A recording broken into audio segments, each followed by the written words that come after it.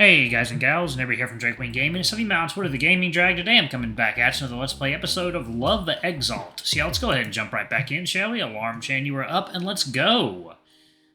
How long is the cooldown? It's... Sheftus embraces Healer and steps up to face the group, one hand in his pocket, the other running through his hair. It revives for 3 weeks. The weight of death settles down to roost on all of their shoulders.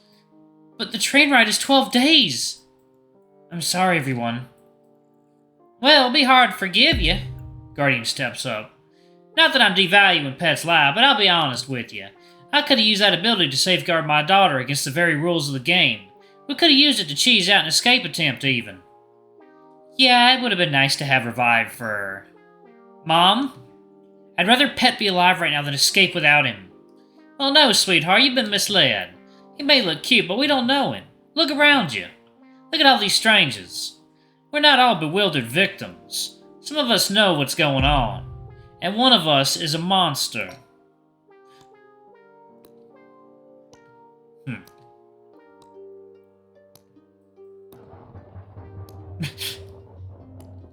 No one notices Noah watching from the threshold of the doorway.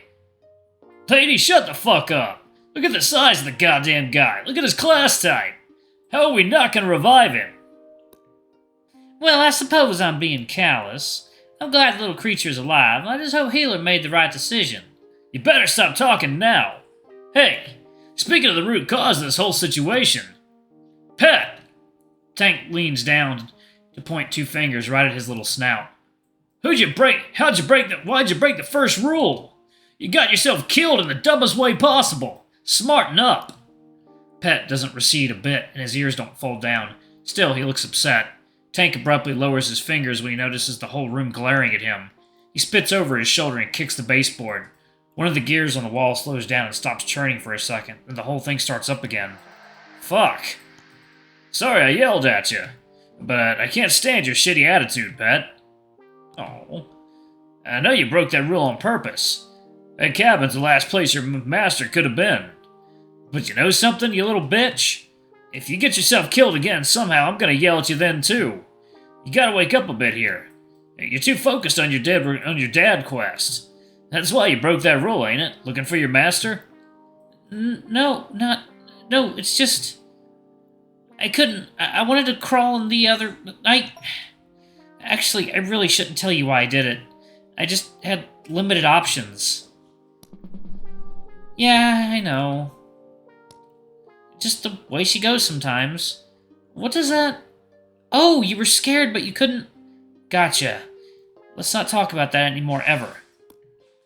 Aye. The room is cooling down for the night. Maybe it's because of Tank's kick, but all the machines soften their constant hum. The lights dim as the train's internal clock adjusts them to fit the lightness of the hour.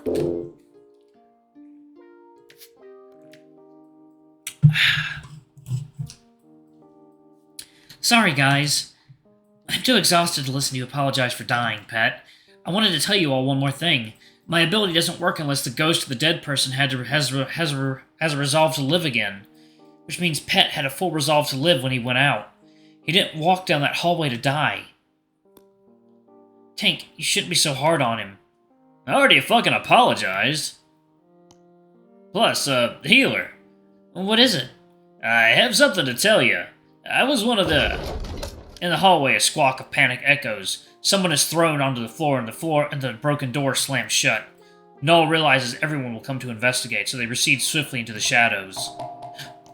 What was that? He takes a few wobbly steps to the entrance, and Healer scoops him up and pops him in the hood of his hoodie. Let's go see. It's the Officiary.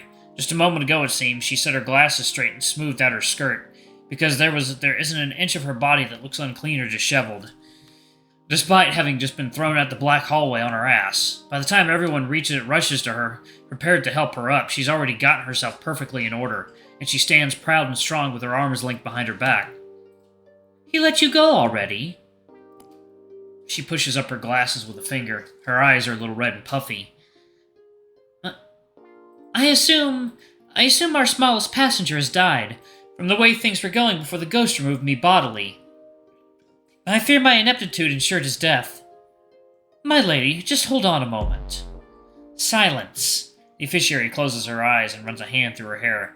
Her tail is utterly still. I am not fit for the position of officiary any longer. I no longer deserve to hold this class. You may punish me, exile me, or shout me down if you wish. I'll bear all of it for a drop of your forgiveness. Healer exits the blackout garden, smiling wearily. Pet peeps his head out of the hoodie over Healer's shoulder. Miss! You're alright! The officiary blinks. God in heaven, how wrong I was! You're okay, are you?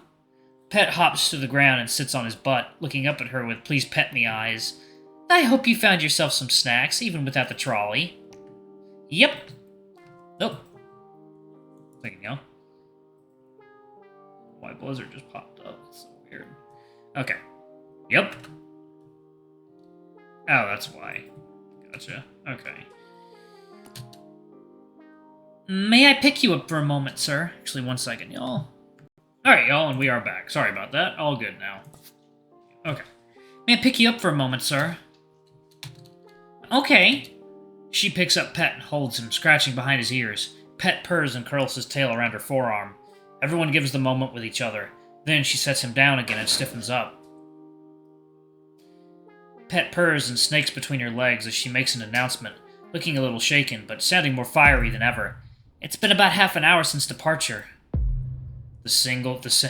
Time since departure? About half an hour. Another half hour to go before the snack trolley should be wheeled down this very walkway. Under normal circumstances, I would never deviate from the regimented schedule of the snack trolley without my conductor's permission. Is he alright? He must be conducting the train still. The ghost dragged this woman to the cockpit, didn't he? Did you verify the safety and good health of our esteemed conductor, ma'am? I pray you did. Certainly I did, sir. But he's... What is Null doing? Oh, hold up. Ah, damn it. Do you need to click on that? But he's immobilized, disabled in body and spirit, and by some unknown ability. I'm sure we can stir him to life once the death game is over. But until that point, and as it's written in the emergency procedure policies, I will be commandeering this engine and standing in for my superior, the conductor, in his absence. Thus, I have the authority to decide that snack time is coming early tonight. Oh? And who says you're the boss? Obviously, I'm taking the title solely in spirit. I don't presume that I can boss any of you around anymore. You were quite harsh to me earlier. Well, yes, I'm sorry. I was cold. And hungry. Yeah. Can I have him for a sec? He seems to be enjoying my ankles for the moment, sir. But regardless, I think we're all equals now, aren't we? We're all trapped together. All we have is each other to count on. And I'll say this. I agree with Im's sentiment. It's in its spirit. We should acutely distrust anyone who attempts to assume authority over any other player. I'll far from attempt to exert control over any of you myself, and in turn, I will not concede my will easily. Not to any of you. I refuse to be fooled by the monster among you all. Pet hops up on her shoulder. Let's go get snacks while we talk about this. Pet's adorable. Everyone chills in the dining cabin, snacking on appetizing yum-yum granola cubes. What the fuck?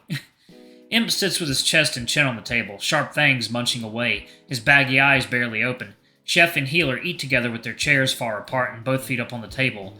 Tank shares his granola cube with Pet and Mimi, but earlier he stole 3 extras and scarfed them down when no one was looking.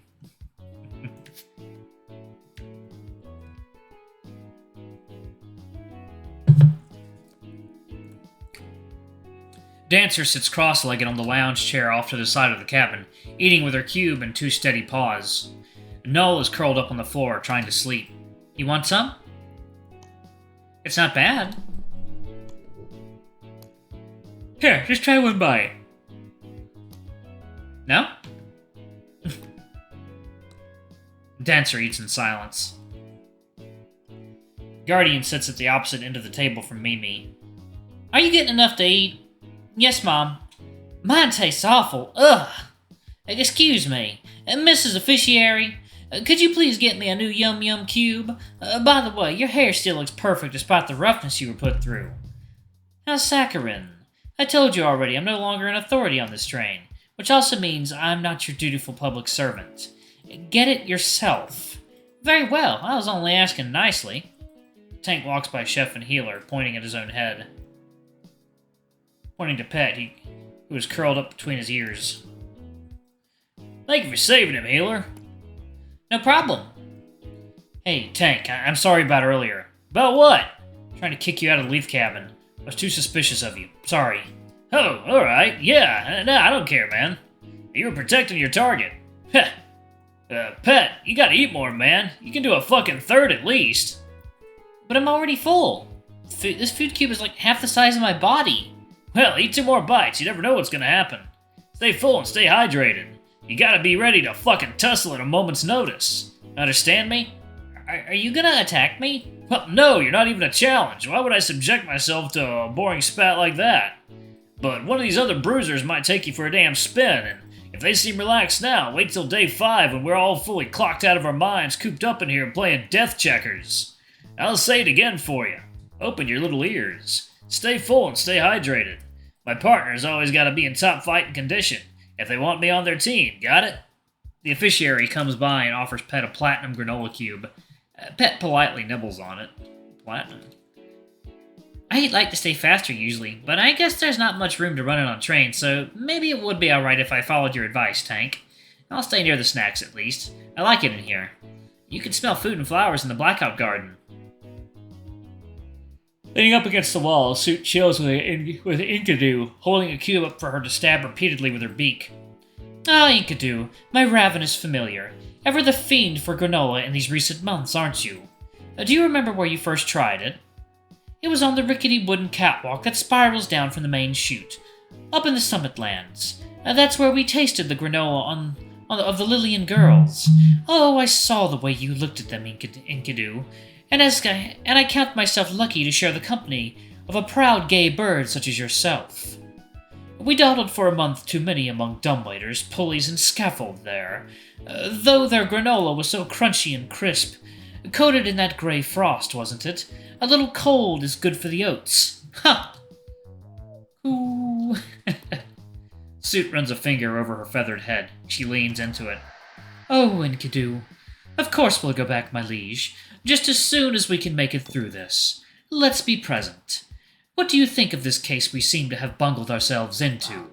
Alright, y'all, I'm actually going to pause it right there. Thank y'all so much for watching. Don't forget to like, comment, subscribe, ring that notification bell. I love you all, and check out our Patreon, y'all. Anyway, I'll see y'all in the next video. Bye-bye!